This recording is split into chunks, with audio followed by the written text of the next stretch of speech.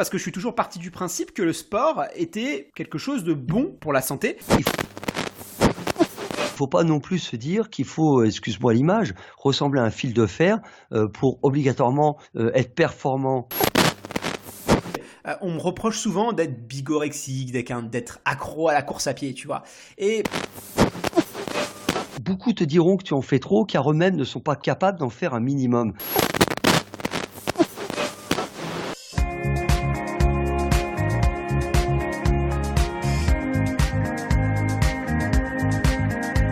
Bienvenue sur le podcast Dans la tête d'un coureur, l'émission de ceux qui souhaitent optimiser leur entraînement et leur préparation mentale pour faire moins d'erreurs et être plus performants. Chaque semaine, venez discuter sport, entraînement et psychologie du coureur avec deux passionnés qui le vivent au quotidien. bonjour à toutes, bonjour à tous, vous écoutez le podcast Dans la tête d'un coureur et nous sommes ravis de vous retrouver pour ce nouvel épisode. Et aujourd'hui, nous allons parler d'un phénomène dont nous entendons de plus en plus parler dans les médias, la dépendance sportive, plus scientifiquement appelée bigorexie. Et oui, entre pratique intensive et dépendance au sport, où sont les limites? Suis-je un drogué à la course à pied ou comment savoir si je n'en fais pas trop? On va tenter de répondre à toutes ces questions, mais avant cela, je pense qu'on peut dire avec une grande certitude que nous sommes tous complètement accros à la douce et envoûtante voix de notre Fred, expert en course à pied. Fred, comment ça va aujourd'hui? Eh bien écoute, ça va très bien et je suis vraiment ravi d'apprendre qu'il y a des addicts à ma voix. D'ailleurs, si celle-ci est un peu éraillée aujourd'hui, je m'en excuse, parce que dernièrement, il y a eu le marathon de Paris où j'étais présent, non pas en tant que coureur, mais supporter, et j'ai vraiment, pour le coup, donné de la voix, et ça, accumulé à une petite angine de saison, font que je peux avoir des petits grincements, des petits raillements au niveau de mon expression vocale, et j'espère que tout le monde m'en excusera. Écoute Fred, on va s'en contenter et de toute façon c'est la saison des rhumes donc on passera tous par là si c'est pas déjà le cas. Fred, en tout cas moi je suis content qu'on parle de la bigorexie aujourd'hui. C'est vrai que j'ai un peu l'impression que c'est assez récent parce qu'il y a encore quelques années finalement personne nous parlait de dépendance sportive et qu'aujourd'hui c'est un sujet qui revient très souvent dans les médias. Et moi c'est vrai que je t'avoue que je suis un petit peu étonné parce que je suis toujours parti du principe que le sport était quelque chose de bon pour la santé. D'ailleurs, tous les messages de santé publique nous le répètent à longueur de journée qu'il faut faire du sport et ils ont bien raison. Mais aujourd'hui, j'apprends qu'il existerait une maladie, la bigorexie, et ça toucherait de plus en plus de sportifs. Alors Fred, est-ce que tu peux déjà dans un premier temps nous expliquer qu'est-ce que c'est que la bigorexie ? Alors en fait, la bigorexie, c'est le terme scientifique, comme tu l'as dit, pour définir la dépendance au sport. Ça a été mis en évidence en 1976 par le docteur Glasser et on en parle de plus en plus qu'en 2011, ça a été reconnu par l'OMS comme une addiction sans prise de substance, ce qui était une nouveauté. Il faut quand même bien avoir en tête ce qu'est une addiction. Donc là, je te reprendrai très rapidement le traité d'addictologie qui t'indique qu'une addiction est une focalisation sur un objet d'intérêt unique, là du coup le sport, devenu un véritable besoin plus qu'un désir et la poursuite de ce comportement malgré les conséquences négatives sur la vie sociale, affective ou sur la santé. Donc il faut bien avoir en tête que la bigorexie, ce n'est pas le fait d'aimer faire du sport, voire d'aimer faire beaucoup de sport. En fait, c'est avoir avec son sport un rapport de dépendance qu'on peut qualifier de néfaste. Ok Fred, merci pour cette définition. Mais du coup, moi, la question que je me pose, c'est à partir de quand on prend le virage vers la bigorexie? Est-ce que on entend souvent ce chiffre-là, quand on dépasse 10 heures de pratique sportive par semaine? Tu sais, c'est quelque chose qui ressort souvent, ces 10 heures. Est-ce que toi, tu es d'accord avec ça? Alors, je suis pas du tout d'accord, malheureusement, mon cher Guillaume, parce que c'est beaucoup plus subtil. C'est dans le rapport avec l'activité physique et pas sa simple quantité. Tu peux faire 10 heures de sport, par exemple un sportif de haut niveau peut faire 10, 15, 20 heures de sport par semaine sans être bigorexique. Une personne, un sportif amateur, on va dire, sans que cela soit péjoratif, peut faire 5 heures de sport par semaine et avoir un rapport totalement de dépendance au sport. Et c'est ça en fait qui va déterminer le fait si on te qualifie de bigorexique ou non. Ce n'est pas la quantité de manière absolue, même si évidemment lorsqu'on tombe dans la bigorexie, on a tendance à augmenter de manière inconsidérée les charges et donc les temps d'activité sportive.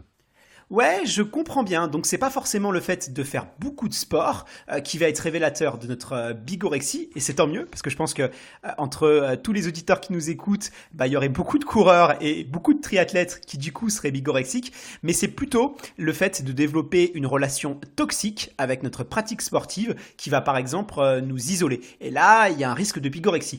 Mais du coup, Fred, si c'est pas un ratio temps passé, comment est-ce que je peux savoir si je suis bigorexique? Est-ce qu'il y a un moyen d'avoir une autocritique sur sa pratique sportive? Alors oui, tu as un moyen de le savoir.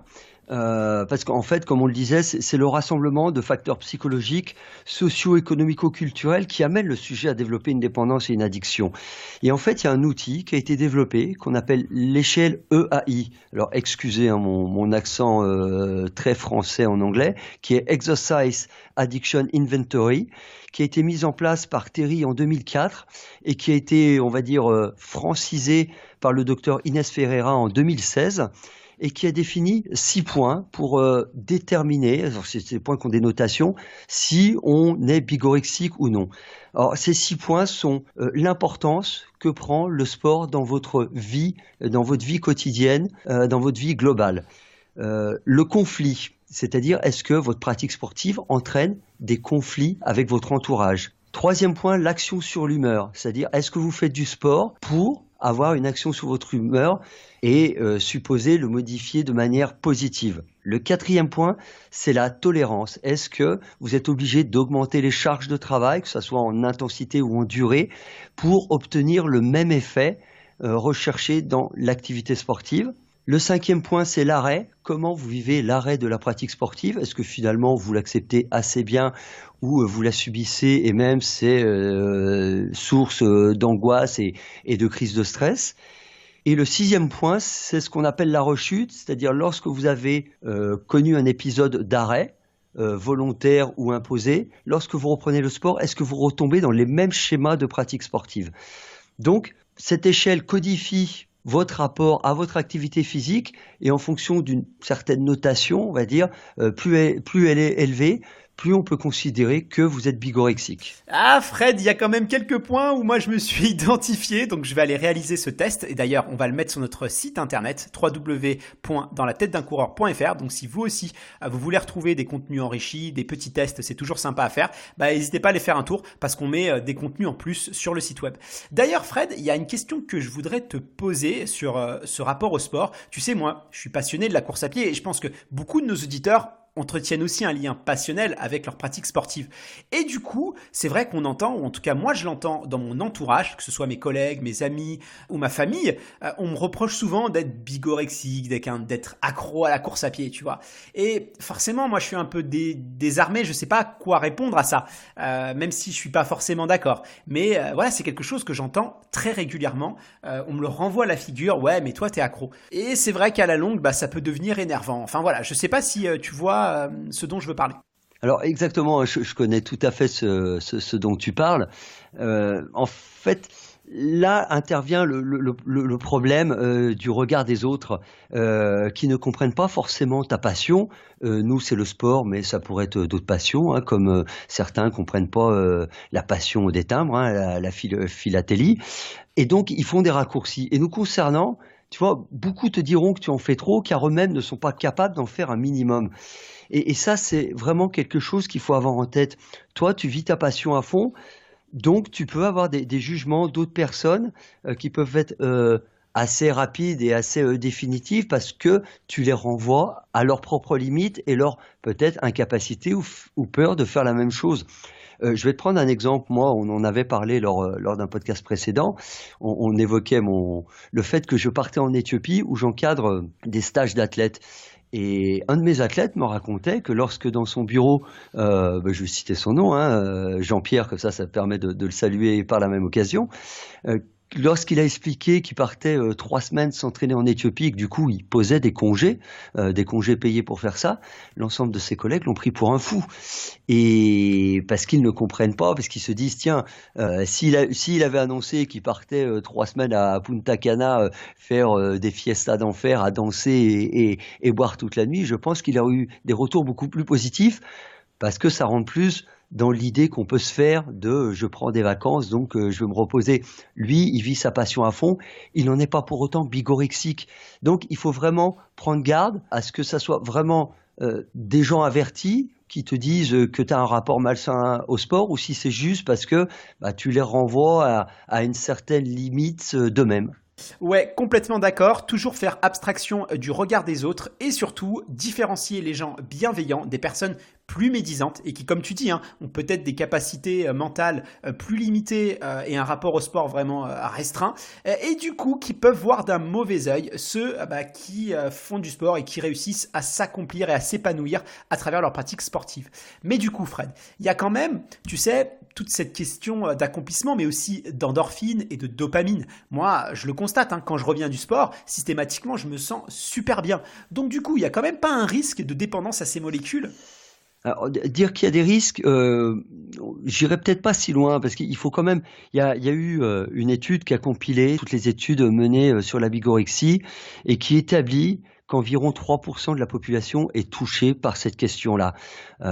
Donc, si la pratique, notamment de la course à pied et les sécrétions d'endorphine, de noradrénaline ou autres, engendraient une telle dépendance, on serait bien plus que 3%. Maintenant, on a tous connu cette euphorie de fin de course où on se sent bien, cet état de bien-être, cet état relaxant. Donc, il ne faut pas non plus minimiser l'impact hormonal sur notre corps. Après, la difficulté et je vais dire l'inégalité entre les individus fait qu'on n'est pas réceptif de la même manière aux mêmes quantités hormonales.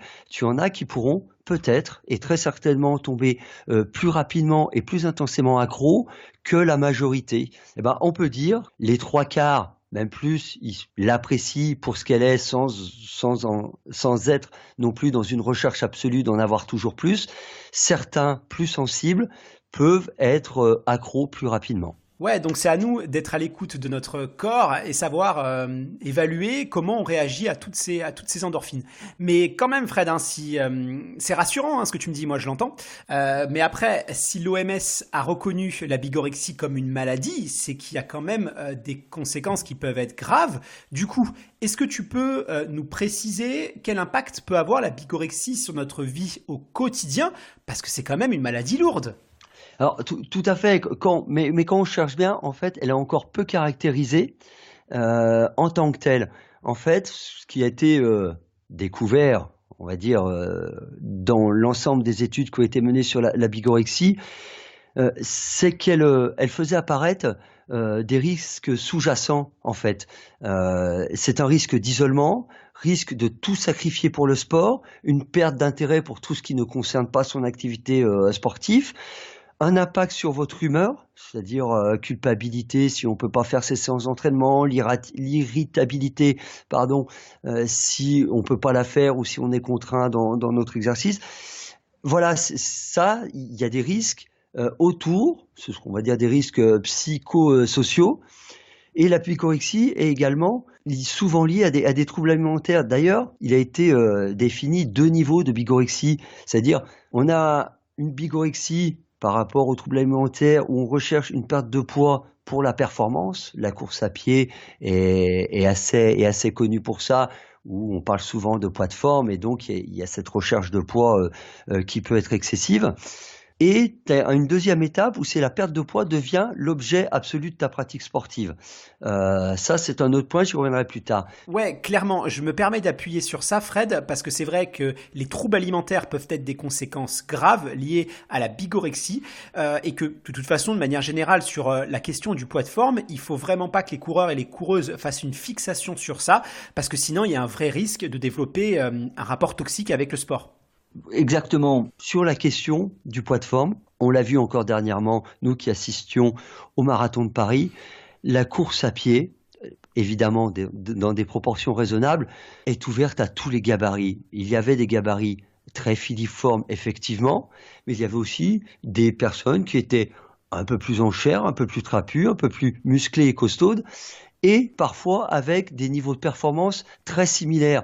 Donc il ne faut pas non plus se dire qu'il faut, excuse-moi l'image, ressembler à un fil de fer pour obligatoirement être performant en course à pied. Sinon, on va être sur des dérives vraiment de type troubles alimentaires qui sont assez répandus dans le monde de l'athlétisme. C'est vrai que je rebondis sur ce que tu as dit parce que j'étais avec toi à l'arrivée du marathon de Paris et effectivement on a pu se rendre compte que chez même des coureurs avec des très gros niveaux, je parle par exemple ceux qui sont en moins de 2h45 voire moins de 2h30, un grand éclectisme dans les morphologies. On avait des gens qui étaient effectivement très affûtés, très minces, mais des gens qui avaient plus de masse grasse, des gens qui avaient de la masse musculaire assez importante. Et finalement, l'image qu'on peut fantasmer de l'athlète coureur très athlétique, très fin, très affûté, dans la réalité, c'est pas tout à fait ça, et les profils sont beaucoup plus variés.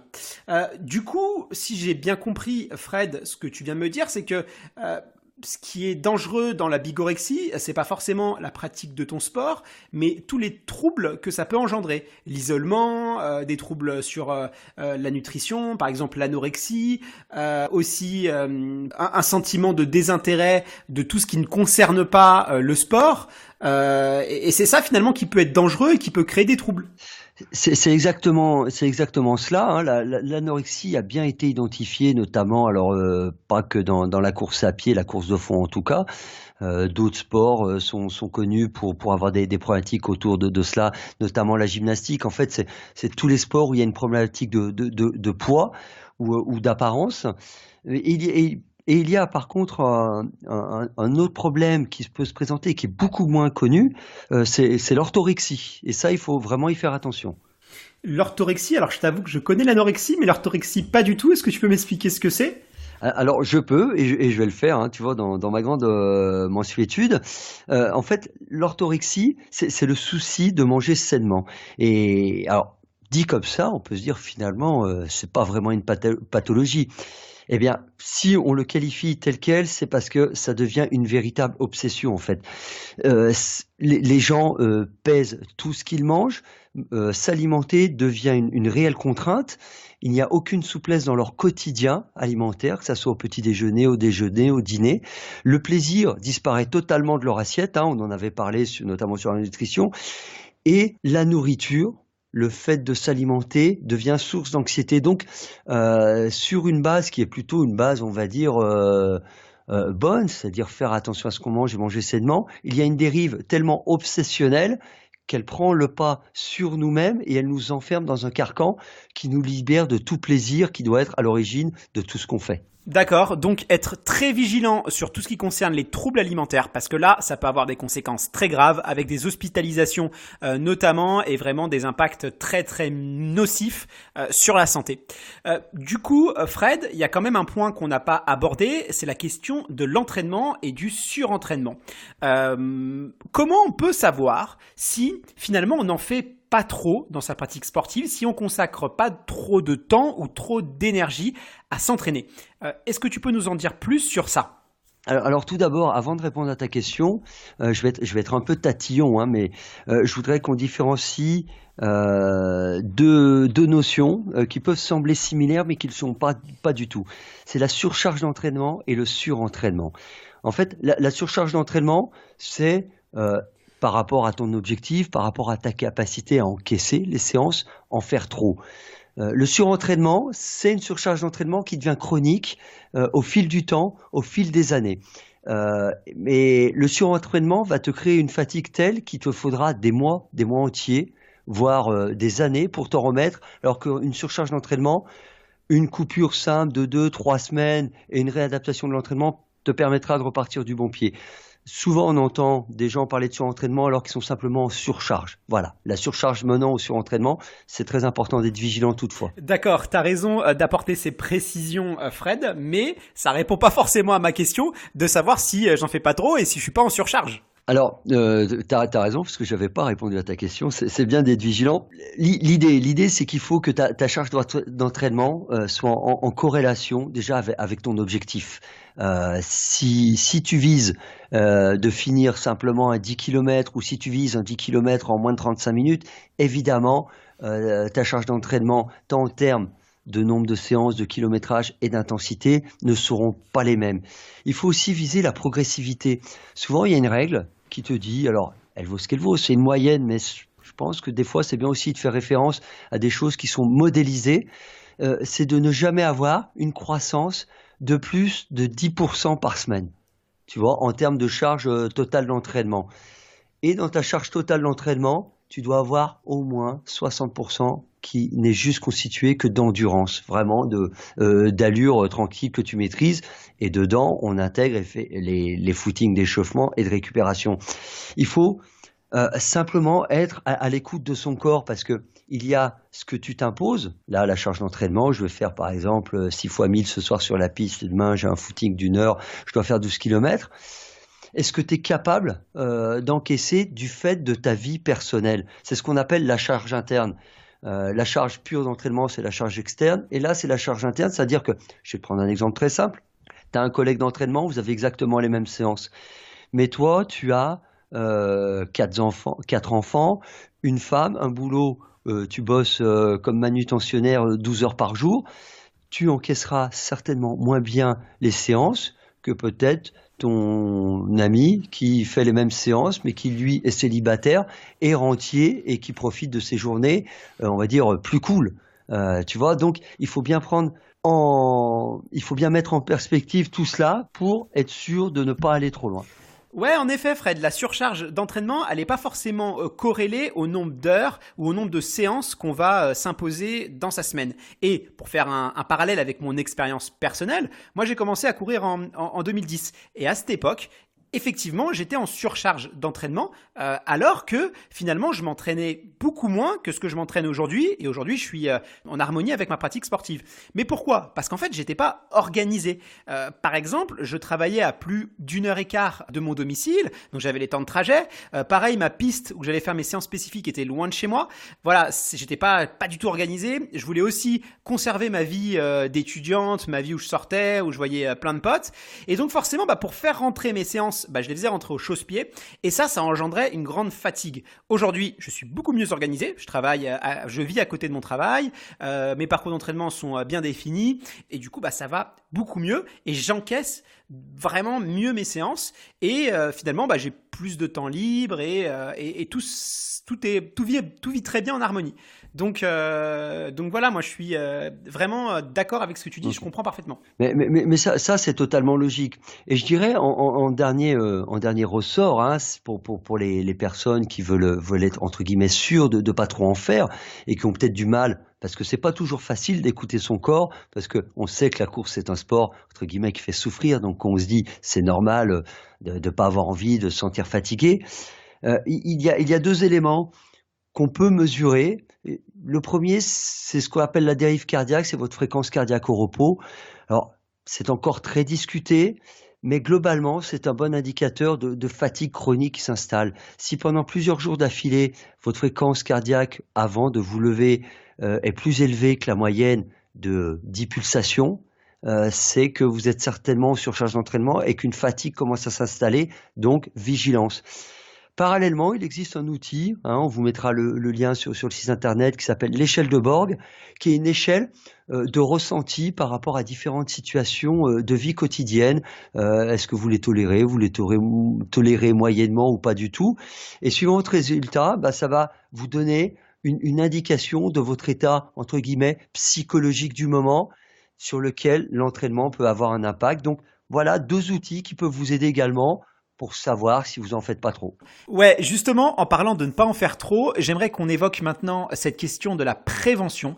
Est-ce qu'il y a des choses que je peux mettre en place dans mon quotidien, dans mes entraînements, pour éviter de tomber dans l'excès? Puisque tu sais que l'excès est jamais bon. L'excès n'est jamais bon, je te le confirme, effectivement. La première chose, avant de mettre des choses en place, la première chose à savoir, et on en a déjà parlé dans le cadre du podcast, c'est savoir pourquoi on fait les choses, pour quelles raisons on souhaite atteindre tel ou tel objectif. On l'a vu, l'important c'est d'avoir une motivation qui est personnelle et intrinsèque, en fait qui relève plus du dépassement individuel que soit je veux épater les autres, soit je veux évacuer une pression, qui sont des raisons, des motivations extérieures et qui d'une, on en a déjà parlé, peuvent être source de stress et de 2 peuvent te conduire dans un comportement bigorexique. Alors que si tu es centré sur toi-même, vraiment sur ton accomplissement ou ta réalisation personnelle, tu te prémunis de tout cela globalement. Ok, donc concentrez-vous sur vous-même et surtout, on vous l'a déjà dit, mais si on vous le répète, c'est parce que c'est important, interrogez-vous sur pourquoi vous faites les choses, c'est important de bien se connaître. Après, effectivement, on est un peu tous pareils, Fred, si on court avant tout, c'est quand même pour évacuer le stress, pour évacuer la pression et pour se sentir bien. Bah, tout à fait, et c'est essentiel, Guillaume. On a parlé de l'effet des endorphines. Après, il faut, comme on le disait, il faut en avoir conscience et être en alerte si à un moment, pour calmer ce stress ou te changer, t'aérer les idées, comme on dit, tu es obligé d'augmenter ta charge d'entraînement, le nombre d'heures que tu pratiques chaque semaine. Si ça devient un but en soi, là, il faut que ça te mette en alerte. En fait, c'est une question d'équilibre. Parce qu'on l'a vu effectivement, et on va dire fort heureusement, le sport est très bénéfique pour la santé. Il aide à rééquilibrer notamment un certain nombre de constantes hormonales. Mais du coup, à un moment, si tu tombes dans l'excès et que tu as besoin de ça pour aller bien, c'est qu'il y a quelque chose sur lequel il faut être vigilant. En effet, soyez vigilants et apprenez à gérer votre saison. C'est tout à fait normal d'être en hypermobilisation, hyper concentré, hyper focus dans ses entraînements quand on prépare par exemple un marathon ou une course importante. Après, l'idée c'est que c'est des temps forts dans votre saison et que cet état d'entraînement et de mobilisation, vous ne pouvez pas l'avoir tout au long de l'année. Il faut vraiment gérer ces temps forts parce qu'on n'est pas fait pour ça, pour s'entraîner en continu et tout le temps mobilisé 365 jours dans l'année. C'est pas possible d'être tout le temps comme ça. Bah, effectivement, parce que si tu l'as tout le temps, tu vas t'épuiser. Parce que tu auras besoin de tout le temps être dans le sport, donc tu vas t'épuiser physiquement et tu vas t'épuiser psychologiquement. On pourrait dire une forme de burn-out du coureur, de dépression, des gens qui sont tout le temps en train de s'entraîner. Et quand on s'entraîne tout le temps comme ça, souvent on augmente les charges, effectivement, parce que comme on se dit on peut en faire plus, et qui ne lâchent jamais rien. Et pour ça, c'est très important. Moi, je le conseille à tous mes athlètes et à toutes les personnes avec qui je peux échanger sur le sujet, de vraiment avoir une coupure, alors notamment estivale, parce que c'est un moment notamment où, pour ceux qui ont une vie familiale ou des amis, un moment où on peut partir en vacances tranquillement, entre guillemets, en se libérant de ça et aussi en libérant notre entourage de ça. Parce que souvent, les coureurs, surtout lorsqu'ils s'engagent sur des objectifs à moyen et long terme qui sont un peu prenants en termes de temps et d'investissement, bénéficient quasi tout le temps du soutien de leur entourage. Mais cet entourage, il faut aussi, entre guillemets, lui rendre cette partie-là et s'en nourrir. Et cet entourage va vous accompagner dans votre démarche si en même temps, vous l'accompagnez dans le sien, qui est un moment d'avoir ce temps pour soi, notamment l'été, parce que si vous choisissez vos lieux de vacances pour savoir où vous allez courir, peut-être que je vais prendre mon exemple parce que j'ai un enfant en bas âge, mon fils de 8 ans, je suis pas sûr qu'il serait très amateur de partir en Éthiopie 4 mois l'été, même s'il aimerait peut-être les hauts plateaux. Mais voilà, il faut savoir ménager un peu, tout le monde et aussi se ménager soi-même parce que la coupure, elle permet une régénération physique, mais aussi une régénération psychologique, mentale, pour un peu refaire descendre la pression, descendre de cela et pour pouvoir se refixer des objectifs et vraiment repartir sur une nouvelle dynamique. Donc oui, ne pas hésiter à couper. On aura l'occasion évidemment de revenir dans un autre podcast sur les cycles d'entraînement et les cycles de repos. Mais effectivement, la coupure, elle est importante pour régénérer ses muscles, son corps, mais aussi pour pouvoir prendre du recul sur sa pratique, dans le lâcher prise pour nous et aussi pour ses proches. Comme tu l'as dit, si on part en vacances avec nos conjoints, nos enfants, on peut pas leur imposer. Il faut que je rentre à telle heure pour aller m'entraîner. Il faut que je vais pas faire cette visite-là parce que sinon je vais marcher toute la journée et je pourrais pas aller bien m'entraîner. Là, effectivement, ça peut être source de conflits perso et votre famille n'a pas à subir ça pendant les vacances. Donc, n'hésitez pas à couper court, à ne plus courir et surtout à ne plus parler course à pied. Parce que nous, les coureurs, on a tendance à parler souvent course à pied. Donc vraiment, c'est d'oublier la course, vraiment. Et puis vous allez voir que voilà, ça va être beaucoup plus apaisant pour vous. Toi, tu penses qu'il faut couper combien de temps, même si comme je l'ai dit, on va réévoquer ça sur un sujet spécial entraînement et récupération. Mais globalement, tu conseilles combien de coupures pour que ce soit efficace? Combien de temps? Alors, la grosse coupure estivale, moi je conseille 3 semaines. 3 semaines pleines et entières. Alors, en plus, vous allez souvent partir en vacances, que ça soit au bord de la mer ou à la montagne, vous allez avoir une activité physique. L'idée, c'est pas de rester 3 semaines assis dans son canapé à regarder la télé, évidemment, hein, vous l'avez compris. De toute façon, si vous êtes un sportif, une sportive régulière, vous ne ferez pas ça. Mais voilà, 3 semaines pleines et entières, vraiment, pour prendre le temps. Et une petite coupure hivernale, notamment au moment des fêtes, parce que c'est des moments qui sont chargés, notamment au niveau planning, parce que on doit aller manger chez ses parents, chez ses beaux-parents ou chez des amis tout simplement. Voilà, pas essayer de faire rentrer absolument des entraînements, peut-être simplement alléger, juste avec 2-3 footings maximum. Voilà, pour pleinement profiter de ces moments qui sont des moments conviviaux et d'échanges, on va dire, sociaux entre membres d'une famille, entre amis, voilà, tout simplement. Ok Fred, on l'a vu, on a bien détaillé les risques et les dangers d'une pratique intensive du sport. Et j'aimerais te poser une question, si parmi nos auditeurs, il y en a qui pensent avoir développé une relation toxique avec le sport et avoir dépassé les limites, est-ce qu'ils peuvent se tourner vers quelqu'un pour demander de l'aide et être écoutés, être aidés? Alors, évidemment, on peut demander de l'aide, et je dirais que si on en a conscience déjà, c'est un énorme pas, parce que tout part de là. Les dépendants du sport, comme tous les accros, hein, quelles que soient les dépendances, n'ont souvent pas conscience d'avoir ce problème-là, parce qu'il faut appeler ça un problème, ou alors ils ne le reconnaissent pas, ils le masquent très clairement. Donc, si tu en as conscience, c'est déjà vraiment, tu as fait plus que la moitié du chemin.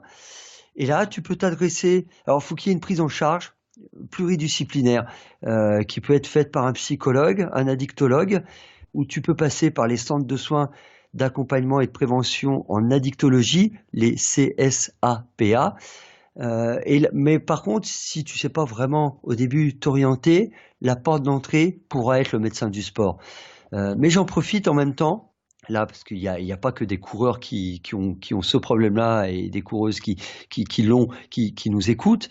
Il faut qu'on soit tous sensibilisés, c'est-à-dire les partenaires d'entraînement, l'entourage des personnes qui font du sport, les entraîneurs eux-mêmes. Il faut qu'on ait conscience que ce problème puisse exister pour pouvoir justement concrètement bien orienter la personne qui pourra en souffrir et l'accompagner déjà dans sa reconnaissance de cette question-là. Et puis après, voilà, l'orienter vers les personnes qui pourront l'aider, comme on l'a dit, psychologue, addictologue. Évidemment, on vous mettra tous les liens et les coordonnées des centres spécialisés sur le site internet et l'article de l'épisode. Effectivement aussi, Fred, tu as raison, n'hésitez pas à vous tourner vers un médecin du sport. Alors, plus particulièrement un médecin du sport, parce que le risque, si vous vous tournez vers un médecin généraliste ou le médecin de famille, s'il ne connaît pas vraiment la pratique sportive plus intensive, il risque d'avoir des a priori déjà très négatifs. Alors pas forcément tous les médecins, mais c'est vrai que des fois, on peut avoir des discours un peu surprenants. Moi-même, j'en ai déjà fait les frais, donc tournez-vous vers un spécialiste du sport, c'est plus sûr. Alors mais moi aussi, hein, moi je vais juste te raconter un coup. Moi j'ai un médecin, j'allais en plus pas du tout pour un problème de dépendance au sport, juste parce que comme aujourd'hui j'avais une angine, et qui me dit mais vous de toute façon les coureurs à pied vous êtes pire que les toxicomanes, donc je suis même pas, voilà, tu vois, il m'avait dit ça. Et en fait, on aime souvent regarder l'engagement sportif comme relevant d'une sorte de folie, en fait. Parce qu'on peut faire le parallèle avec les sports extrêmes, où on parle de se shooter à l'adrénaline. Et le shoot, à la base, le shoot, c'est un truc de toxicomane. Hein. Je pense que ça nous renvoie à une forme de peur de dépassement de soi, or que ça soit dans des sports extrêmes ou des sports, ça a son côté extrême, de faire un marathon, d'aller courir 42 km. Le dépassement de soi semble tellement faire peur ou inquiéter certaines personnes qu'elles pensent que si on le fait, c'est qu'on est dans une forme de voilà, de toxicomanie sportive. C'est des fois l'analyse que j'en ai. Ouais, c'est fou, j'ai eu exactement la même expérience que toi avec un médecin que j'allais voir pour un certificat médical pour ma licence. Et voilà, il se trouve que ce docteur était en mauvaise condition physique puisqu'il était en surpoids, en plus il fumait. Et finalement, il m'a dit que j'étais limite fou de faire du sport et de la course à pied, que c'était très dangereux, que ça abîmait tout le corps et que à 40 ans, j'allais me retrouver avec des béquilles, quoi. Donc je pense que tu as raison. Effectivement, il doit avoir un biais et que certaines personnes ont tendance à se rassurer en critiquant ceux qui pratiquent du sport. Mais évidemment, on n'est pas des toxicomanes. Et d'ailleurs, ça me fait penser à une citation que m'a rappelé mon sparring partner, Olivier. Et je crois qu'il a pris de Kilian Jornet et qui dit finalement la différence avec un toxicomane et un athlète. Eh bien, le toxicomane, quand il a passé sa soirée à se droguer et quand il se réveille le lendemain matin, il est dans un piteux état, alors que l'athlète, quand il a fait du sport la veille, eh bien, le lendemain, il se sent comme un dieu. Et je pense que voilà, t'as tout dit quand t'as résumé ça. Bref, sinon, Fred, avant de passer à l'instant lifestyle, si on veut conclure, quels sont les éléments clés à retenir de cet épisode ? Alors moi je dirais en conclusion que la bigorexie n'est pas si répandue que ça, parce que les études le montrent assez clairement. Donc quand on vit sa passion à fond, il ne faut pas non plus tomber dans une forme de psychose en se disant finalement est-ce que je suis un malade mental de la course à pied. Cependant, il faut avoir un regard critique sur ce pratique, sur ce qu'on s'impose à soi-même et ce qu'on impose à notre entourage.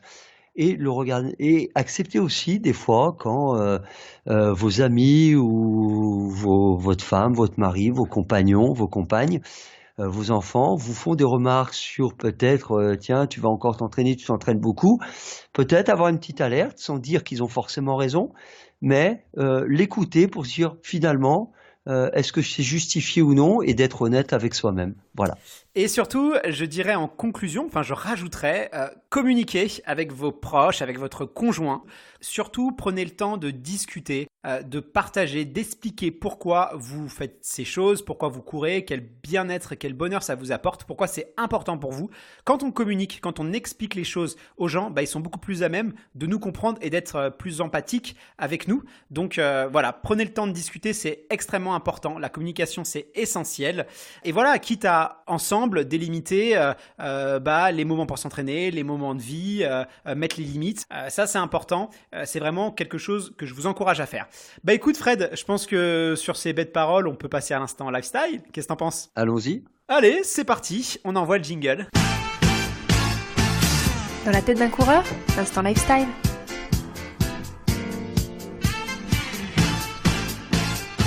L'instant lifestyle, chaque semaine, Fred et moi-même, on vous déniche les bons plans de la course à pied. Cette semaine, Fred, qu'est-ce que tu as dégoté pour nos chers auditeurs ? Alors moi, cette semaine, je voudrais parler du musée du CIO, du Comité international olympique, qui se trouve à Lausanne. J'ai eu l'occasion d'y aller pour les fêtes de fin d'année dernière, donc ça remonte un peu maintenant. Et je vous avoue que j'y étais allé vraiment un peu curieux, comme toute personne qui aime quand même beaucoup le sport, mais en me disant c'est un musée de plus et voilà tout. Hein, pour tout avouer, je suis pas un très grand arpenteur de musée. Mais vraiment, là, je vous dirais que ça vaut le coup et que c'est vraiment fantastique. C'est sur différents étages. Vous avez un premier étage qui vous rappelle toute l'histoire antique des Jeux Olympiques et moderne, Olympiade par Olympiade. Alors, même moi, je pensais bien connaître l'affaire. Alors, je la connais pas trop mal, mais j'ai encore appris un certain nombre de choses.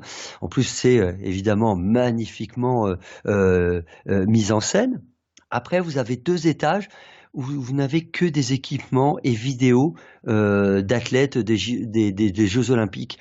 Et je vous avoue que lorsque je me suis retrouvé face à un cintre qui tenait un débardeur de l'équipe de France ayant appartenu à la Mimoun ou devant des chaussures de Zatopek ou Gebrselassie, par exemple, parce qu'il y a pas que des coureurs de fond, tout l'athlétisme olympique et se retrouve dans ce musée. Quand vous vous retrouvez face à ces objets-là, sincèrement, c'est comme si vous aviez les émotions. qu'ont vécu les personnes qui portaient ces vêtements qui vous sont transmises. Hein.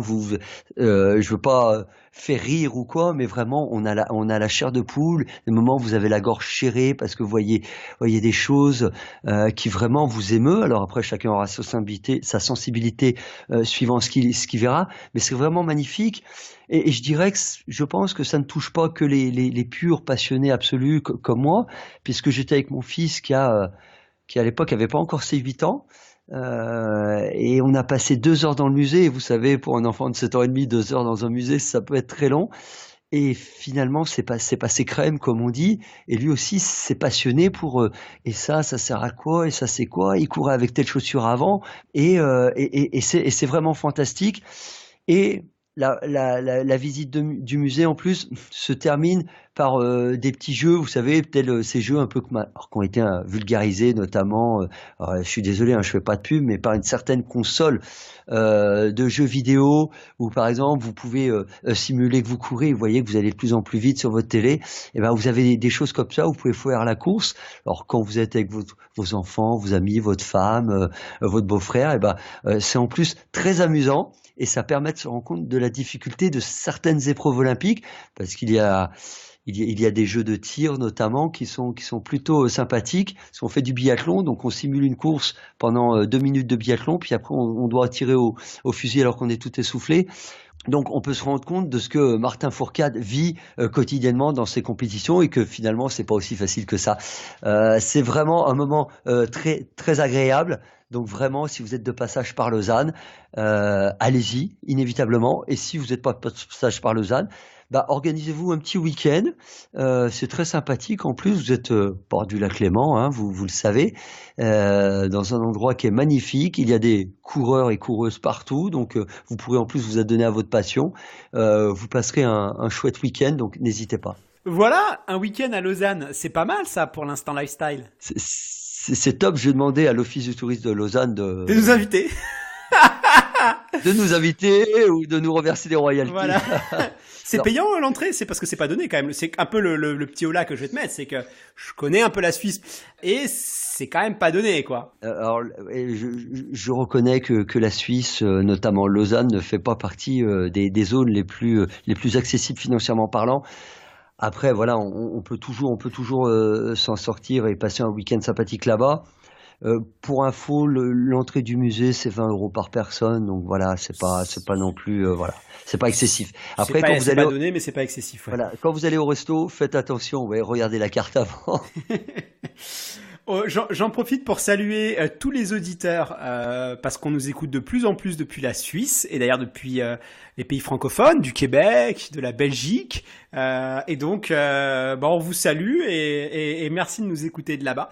Et d'ailleurs, hein, j'en profite je profite un peu de cette petite minute qu'on a pour vous dire que voilà, depuis l'épisode sur le marathon, vous êtes de plus en plus nombreux à nous écouter. On a dépassé presque les 15 000 écoutes sur l'épisode du marathon. Donc avec Fred, on est absolument ravis. Donc bienvenue à tous ceux qui nous ont découvert récemment. Et j'en profite aussi pour remercier tous ceux qui nous écoutent depuis le début et qui nous soutiennent depuis le début, qui nous envoient des messages, des emails, des inbox, que ce soit sur Facebook ou sur Instagram, qui nous partagent les retours, qui partagent les nouveaux épisodes en stories, qui parlent de nous à leurs amis. Et ça, c'est vraiment le meilleur moyen de nous soutenir, c'est de parler de nous autour de vous, à vos collègues, coureurs ou à vos compagnons d'entraînement. Donc tout ça, on vous remercie parce que c'est extraordinaire. On s'attendait pas du tout à ce que le podcast fonctionne aussi bien, aussi vite. On passe beaucoup de temps à travailler sur les épisodes, donc on est ravis d'avoir tous vos retours. Ça nous fait grandement plaisir. Non, mais c'est clair et on vous remercie et je vous avoue que ça nous va droit au cœur. Hein. C'est pas une simple formalité de dire ça ou un effet de style. On reçoit des messages qui, en tout cas, nous font prendre conscience que vraiment un des buts qu'on avait expliqué au tout début, c'est de pouvoir s'adresser à tous et à toutes, et quand on voit que voilà, que quels que soient les niveaux, que ce soit des personnes qui soient quand même sur un assez haut niveau ou niveau intermédiaire, ou vraiment des gens qui débutent, prennent plaisir à nous écouter et nous trouvent intelligents, intelligibles plutôt, et accessibles dans le contenu, bon, on est ravis.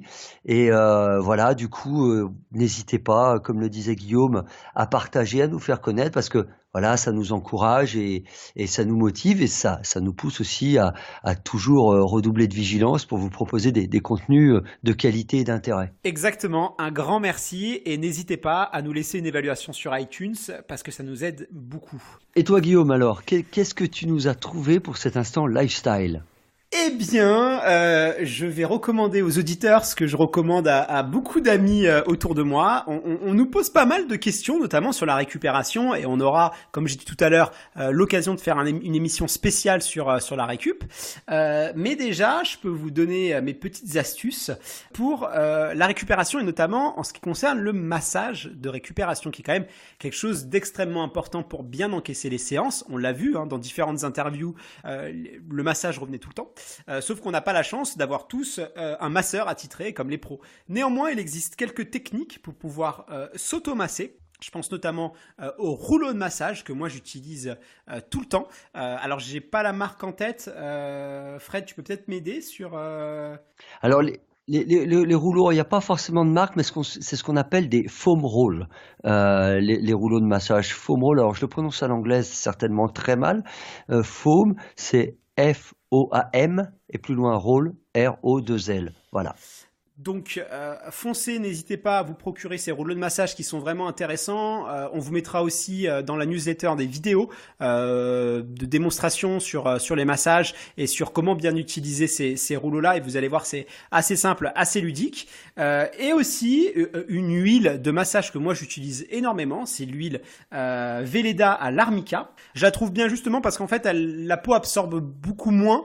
Elle est très pratique. En plus, l'armica a des vertus pour la récupération qui sont prouvées. Moi, en tout cas, je l'utilise depuis des années. C'est celle que je recommande tout le temps. Donc voilà, on vous mettra tout ça, bien sûr, sur le site www.dltdc.fr ou dans la tête d'un coureur.fr, ça marche aussi. Vous retrouverez tous ces éléments. Donc surtout, pas négliger la récup et c'est pas Fred qui va me contredire. C'est essentiel. Et souvent, les huiles de massage, notamment pour la récupération, tu le citais, contiennent de l'arnica. Elles en contiennent quasiment toutes, parce qu'effectivement, c'est notamment un anti-inflammatoire et un apaisant vraiment, vraiment puissant. Et donc, voilà, ça sera bien plus efficace de vous masser avec en plus une huile faite pour la récupération que juste avec votre huile d'olive, même si ça sentira très bon également. Ok Fred, écoute, ça va être le moment de se laisser. N'hésitez pas à vous abonner si vous nous écoutez sur Spotify, Deezer ou encore iTunes ou même sur YouTube puisqu'on est présent sur YouTube. C'est beaucoup plus simple si vous voulez être averti de tous les nouveaux épisodes. Et maintenant, on se retrouve le mercredi 15 mai prochain puisque vous le savez, on diffuse des épisodes tous les premiers et tous les 15 du mois. Donc, rendez-vous mercredi 15 mai pour l'interview d'une athlète formidable. J'en dis pas plus, je garde le suspense. Au 15 mai, avec une voix en bon état de fonctionnement me concernant, j'espère. Oh, tu sais Fred, même enrhumé, ta voix elle est super agréable à écouter. Ah, c'est gentil, merci beaucoup. Je t'en prie Fred, merci d'avoir fait cet épisode avec moi, merci à vous les auditeurs pour votre fidélité et maintenant rendez-vous mercredi 15 mai prochain, à bientôt. À bientôt, salut.